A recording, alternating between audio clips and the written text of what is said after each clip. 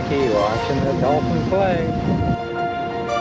It was a dream life on a dream boat, a 55-foot liveaboard yacht, lovingly called the Well-Deserved, with a name on the stern that said more about its owners than the boat itself. And we got a good-looking captain on board. Tom and Jackie Hawks worked all their lives to retire early. They quit the 9 to 5 young to live the life they had saved for during all those hard years working. Tom, a parole officer, Jackie raising his 2 sons, Matt and Ryan. The reason why he was able to retire early and live on the water and do his dream of traveling through Mexico was because of his financial responsibilities. Hi, Jace. A dream interrupted by a grandson. Oh, he is looking at you, Grandpa. A 21-inch bundle of happiness named Jace, who Ryan's dad told him altered the retired couple's vision of the good life. I think they just realized how much they missed us. After 2 years of life on the water, the Hawks said goodbye to their vagabond life. I'm so glad you could join us on our last voyage on Well-Deserved.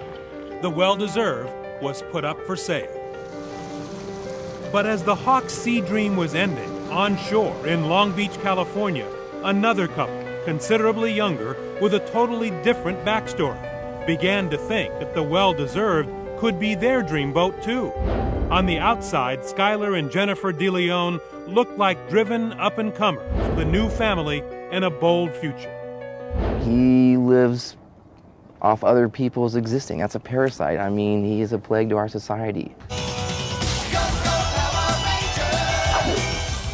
Skylar had a Hollywood moment as an awkward boy in the very popular children's program of the 1980s, The Power Rangers.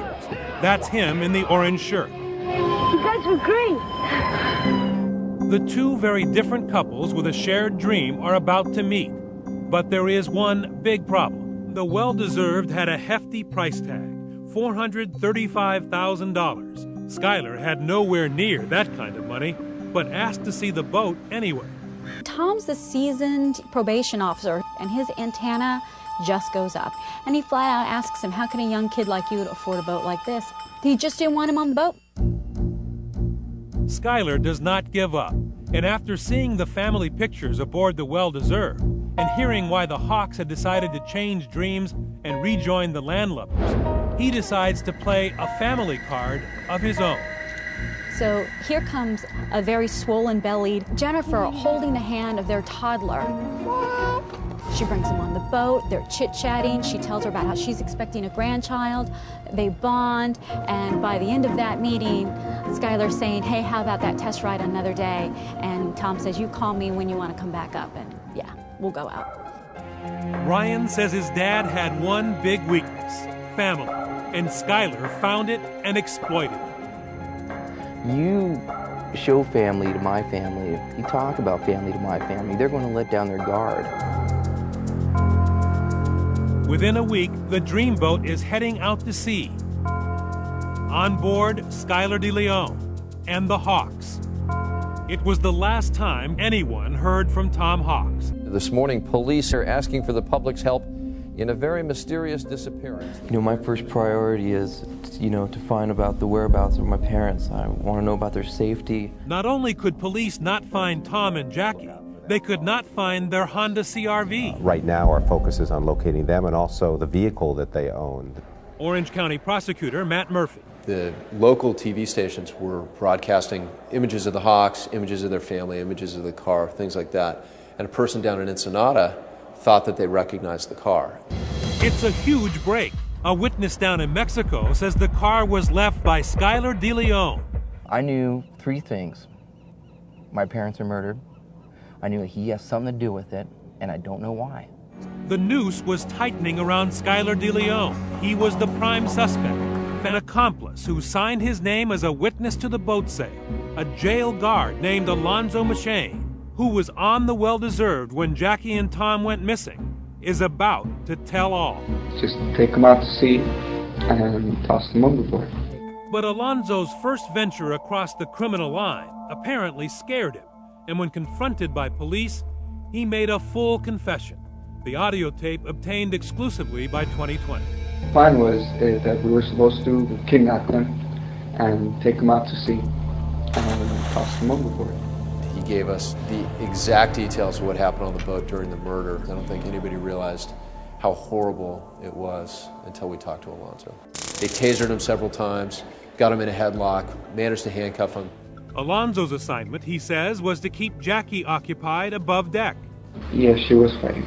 She was trying to hold me back. They brought him upstairs from the stateroom and one at a time forced him to sign the durable power of attorney and the documents indicating that they'd actually sold Skylar the boat. Skylar told him, if you try anything funny, I'll hit you over the head with this big heavy mag lights. It's a horrible murder. They didn't choke him, they didn't shoot him, they didn't stab him. They tied him to an anchor and they threw him overboard and they drowned him. I didn't believe what I was looking at. The Hawks had been sent to the bottom of one of the deepest parts of the Pacific, alive. Their bodies would never be found. And while Skylar DeLeon did not take the witness stand, he did sit down with 2020 and admitted he murdered Tom and Jackie Hawks for their boat. Are you sorry that the Hawks were murdered? Well, absolutely. And are you sorry for them, not just because you're in jail? Two innocent people tied to an anchor and thrown overboard while still alive, taken to the bottom of the ocean. Do those thoughts haunt you? I think I just try not to think about a lot of things. Can you not think about what happened to them? No. No, you can't. Skylar DeLeon says he knows there are no words that can help the Hawks family, but he sat down with 2020, he says, in part to explain how the monster was created. Lots of times, I mean, I wished I was dead. I've hated my childhood. Skylar's father was a drug dealer. This family picture shows his sister playing in a pile of drug money. According to Skylar and his stepmother, the dad was a tyrant who abused him physically and allowed others to sexually abuse him. Grow up with your dad doing the things he's done and his friends doing things to you, and from pulling hair to biting my nails, sticking stuff under them. And Skylar says not until he got to jail, unable to see his own two children, did the murders he committed mean anything to him. So I wish I could take back that time and give him back, his parents. In the end, the story of the well-deserved is one of irony.